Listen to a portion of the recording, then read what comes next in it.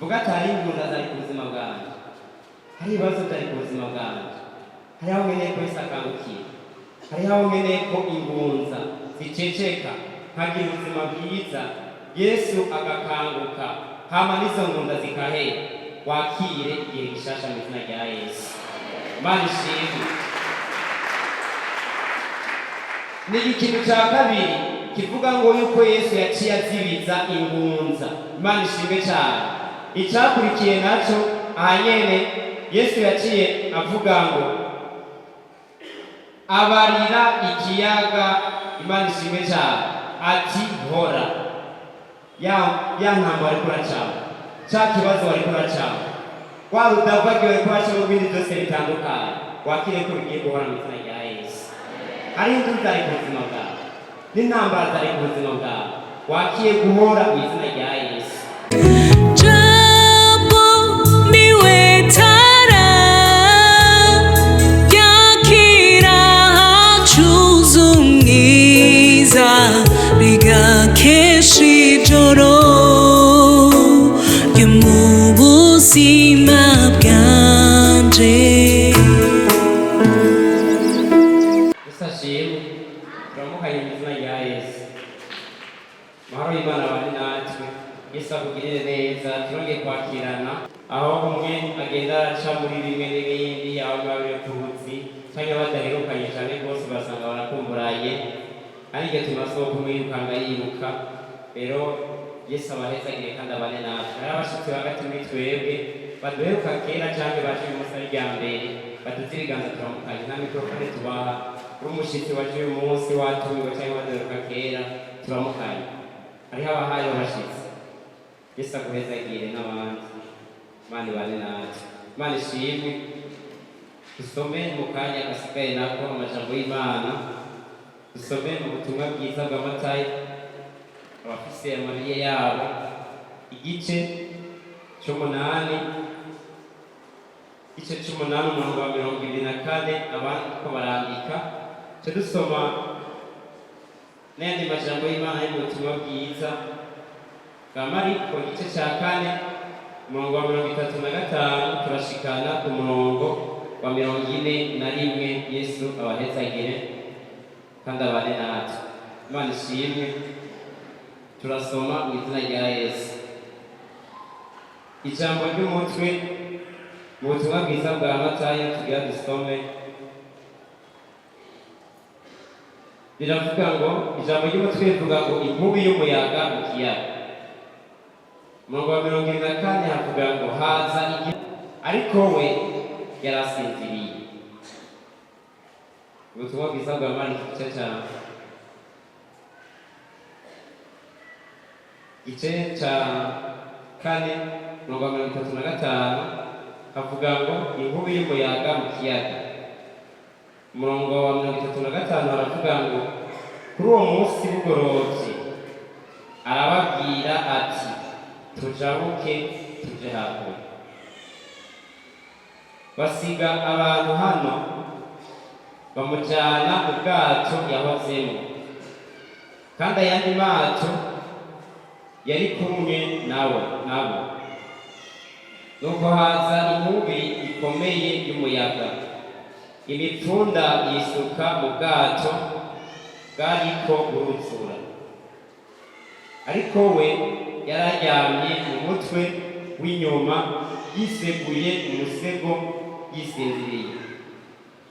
Baramukangura baramubaza bati mwigisha, ntubabaye ko turiko turapfa? Arikangura azibiza ingunza, abarira ikiyaga ati hora utekereze. Umuyaga uraca, haba agahwekere rwose. Arababaza ati niki kibateye ubwoba? Ntimurizera? Baratinya, bagira ubwoba bwinshi, barabazanya bati mbega uyu n'umuntu ki, umuyaga n'ikiyaga ko bimwumvira? Imana ishimwe cyane. Dukomere amashyi cyane rwose kugirango ry'Imana. Uvuga ngo inyuma y'imifunda. Imana ishimwe cyane. turiko turasoma aya majambo y'Imana yo mu butumwa bwiza bwa Matayo, aha ano majambo y'Imana Yesu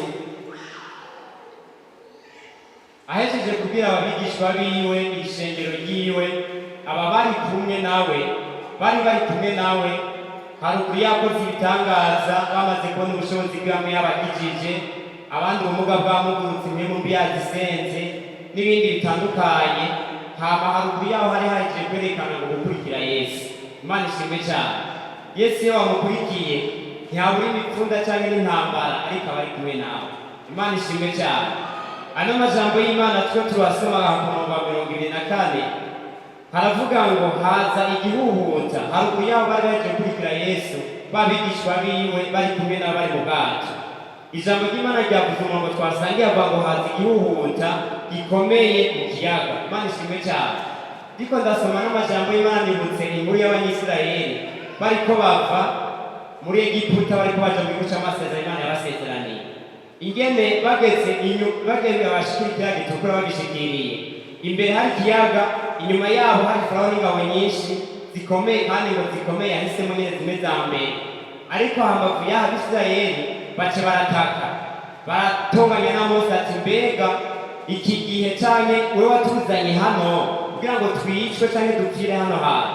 Barataka. Imana icibwira Mose aho nyene, rambura ukuboko ufate ya nkoni ukubite mu kiyaga, inzira iracika, iracika, barajabuka. Imana ishimwe cyane. Aho nyene mwiyo ntambara, mw'ivyo bibazo canke izo ntambara bari kumwe, Yesu ntiyari kure yabo, yaravuganye nabo. Imana ishimwe. Rero hano naho twebanye n'amajambo y'Imana ko haciye haza igihuhuta gikomeye cyane rwose. Imana ishimwe. Amajambo yakurikiye haciye havuga ngo ubwato, ngo bituma ubwato buzimira mu mipfunda.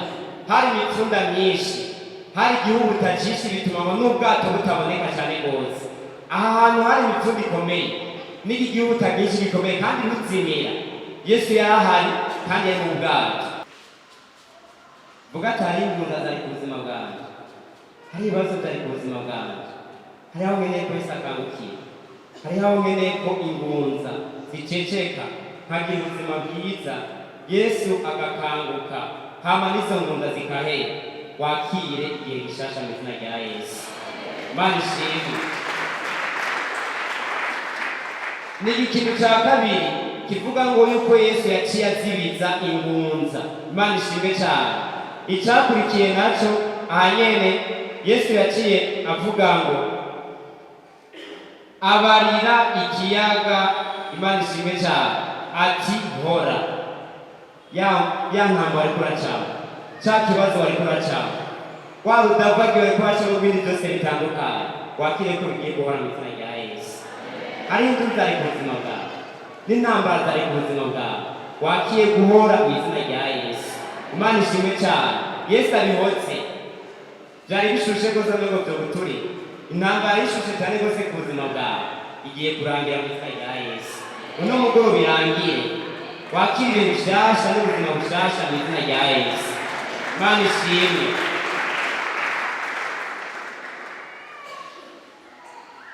Ijambo ryakurikiye ryaciye rivuga ngo Yesu yaciye avuga ngo hora, akandi kakurikiye ngo utekereze. Intambara zawe zigiye gutekereza, wowe uzirengere mu izina rya Yesu. Imana ishimwe. Aha ijambo ryakurikiye ryaciye rivuga ngo umuyaga uraca, haba agahwekere. Wakira igihe cy'impore mu izina rya Yesu. Ni igihe cy'intambara ariko uracamo, wakira igihe cy'impore. Urakeneye igihe cy'impore ku buzima bwawe n'umugoroba, ubyakire kandi ubitahane mu izina rya Yesu. Imana ishimwe. Murongo wa 40 havuga ngo arababaza ati, ni iki kibateye ubwoba? Yesu yaciye arababwira ati, ni iki kiguteye ubwoba? Imana ishimwe. Kuwa kabiri naratashe aho twari turi kumwe, twahawe ijambo rivuga ngo ukwezi kw'imfura. Iryo jambo ry'umutwe yateye ukwezi kw'imfura. Turahabwa amajambo y'Imana, Imana ibwira Abanyisirayeli ngo uku kwezi kugiye kubabera ukwezi kw'imfura ku buzima bwabo. Imana ishimwe. Hama iryo jambo turirose no ku mugoroba ndaza hano ndaba hano, madamu yaragiye ku kazi, niho banashimira ijambo na yose turi ngaho amasengesho ya mita tugira dusangiye ibi turiko turasangira hano nyene hamaje ku mugoroba ijambo ry'umutwe rivuga ngo ni iki kibateye ubwoba jenjana umunezero udasanzwe nigina ntamba girante twarose ukwezi kw'imvura ukwezi kwiza umeze neza hama madamu y'umukatsi yumva umutima nyene umeze neza ngo uriko urasimba muri make umengo nyene yotaha hama umwanya turagira ijambo rivuga ngo ni iki kibateye ubwoba nagira ndakubwira ivyo biguteye ubwoba vyose Yesu abicecekeshe mu izina ryiwe ryera Imana ishimwe je ndataha meze neza ntamba mvuga ati nashe umunsi ni sawa imeze neza n'ibindi hama ntashe nsanga nyene madamu yahagaze umutima ameze ukuntu muri ako kanya nyene yararyambitse umwana wacu agira kabiri amuryamitse yumva nyene umwana ariko arahema ukuntu nyene umenga ariko arakina ameze neza bimeze neza nyene hama uwo mwanya nyene mugabo nyene aramara akanya atagiye mugabo haheze akanya acumva nyene agiye kumuraba nyene kugira ngo ntaze gukoroka ava ku gitanda agiye ashasanga umwana yapfukamye nyene ameze nk'ufuka mu mavi ari hasi umwana ariko arahema nyene ngo bitameze neza n'iki sanga nyene amaso nayo nyene afise ubwoba n'ibiki bindavyo bindi bitandukanye hama nyene nibuka rya jambo Yesu acavuga ngo niki kibateye ubwoba naciye ntwenga umwana ndamuterura ndamugumbira aca aratwenga Imana ishimwe cyane ndavuga ati Yesu ndi hano ntakigutera ubwoba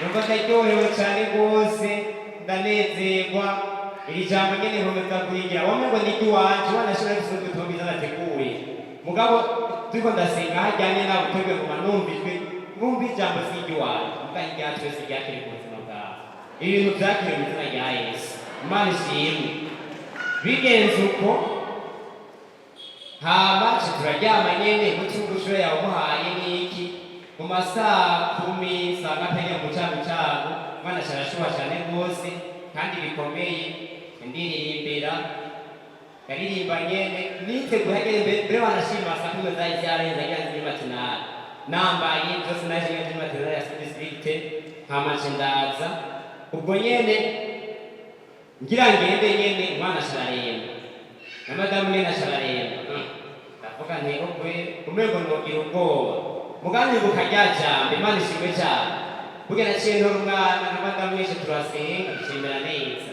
muga madamu ntiyashika cyavuga ngo tuje kwa muganga tugiye kwa muganga ndavuga nti tugende basi zikora ko mari takuza umuti kandi bitagenze neza tugiye cyo turagenda dushitse kwa muganga baramupima avuga ati umwana nta bushobozi bw'ishafise umwana ameze neza hama wanashima mu mwanya turi kwa muganga habitaba twinjiye twaciye twitana madamu yagitegura ati n'ibitaro karabaye bimeze gute wa mwaka w'ishuri turacawusaba kwete kwikora mu izina rya Yesu cyo turataha tutashe ubu ni sawa ameze neza barakomeye Yesu araturwanya mw'izi ntambara zose Yesu ntari umuntu wiwe kandi waramwizeye umwizigira uko byogenda byose we no mwizigirwa nagira ndakubwire muntu w'Imana ikintu gitsinda nk'abantu b'Imana nuko kutizera Yesu yavuze ngo niki gitumye mutizera uno mugoro utahana kwizera mu izina rya Yesu wizigire Yesu acecekesha imipfunda wizigire Yesu amara ibintu byose ku buzima bw'umwana w'umuntu intsinzi kaba byose bikagenda neza Imana iguhezagiye kandi duhezagiye twese mu izina ryiwe ryera Imana ishimwe aha yaciye ababwira ngo arababaza ati niki kibateye ubwoba arababwira ati ntimurizere ijambo rya Kristo bashobora kuvuga ngo baratinya bagira ubwoba bwinshi barabazanya bati mbega uyu n'umuntu ki umuyaga n'ikiyaga ko bimwumvira Imana ishimwe cyane uno mugoroba mu ntambasha n'ibibazo byose bariko uracamo wakire ko byumviye Yesu bigiye kumvira Yesu ku buzima bwawe Imana ishimwe cyane biramwumvira uko byogenda kose n'ubuzima bwose uko bugenda barakurikirana nta kintu na kimwe adafitiye ijambo nta kintu na kimwe mu bintu byose ugenda uracamo Yesu adashobora kwigaragaza ku buzima bwawe intsinzi bikaboneka byose bikagenda neza Imana ishimwe cyane aha mu ijambo ry'Imana twabonye turiko turasoma haciye havuga ngo inkubi y'umuyaga mu kiyaga. Kuri uwo munsi bugorovye arababwira ati tujabuke tuje hakurya. Benshi bagiye kujabuka ibibazo mu buzima bwabo. Hari ibibazo ugiye kujabukura umugoroba, hariho ibintu ugiye kujabukura umugoroba, hariho amagara wari ufise mu buzima bwawe uno mugoroba agiye guhinduka ku bwa Yesu. Imana ishimwe cyane. Ugiye kujabuka ku buzima bwawe. Rero inyuma y'imipfunda Yesu arayicecekesha. Sinzi imipfunda yari ku buzima bwawe, sinzi imipfunda yari ku muryango wawe, sinzi imipfunda yari ku kazi kawe, sinzi imipfunda yari mw'idosi yawe kanaka, ibibazo byose ariko uracamo. Mugana agira ndakubwire, ubu Yesu twizera, ubu Yesu adushoboza kandi turwana intambara nyinshi zikomeye, aracecekesha ibyo bintu byose bikagenda neza, intsinzi bikaba ku buzima bwawe, hama gushika naho washobora kuja byose bikagenda neza. Aba bariko barataka bafise ubwoba abigishwa biwe bari kumwe nawe baramukanguye. Nagira ndakubwire kwikangura kwa Yesu ni kuri kure ku buzima bwawe, ariko nagira ndakubwire kuno mugoroba nyene avyikangurira ahugira neza ikabana nawe ahaguha ubushobozi n'ubwiza bwiwe. Imana ibahezagiye. Ni byinshi utazokongera kubona ku buzima bwawe yuko imipfunda icecetse. Yesu aguhezagiye. Imana ishimwe. Tugiye gusengera iri jambo rivuga ngo inyuma y'imipfunda. Ndahejeje ubutumwa bwiza nahifise n'ubwo Yesu agumugisha. Mwami turamushimiye wakoze kubana natwe, turamushima umugoroba mwiza w'uyu munsi mwiza uguhaye Mwami, turabigushimiye cyane Mwami. Nyuma y'imipfunda byinshi bikomeye turakiriye byiza. Ndasengeye Mwami Imana uyu munsi w'itariki 4 Mwami Imana z'ukwezi kw'indwi. Mwami ndasengera ukwezi kose n'andi mezi yose agiye gukurikira Mwami, uhicyubakire cyawe uherekeze abantu mu miryango yabo Mwami, basange imwe n'umunezero uva kuri wewe. Amahoro n'amatungo wese aca mu bugingo bwacu, guhabwa icubahiro dusere tubyizeye Mwami Imana.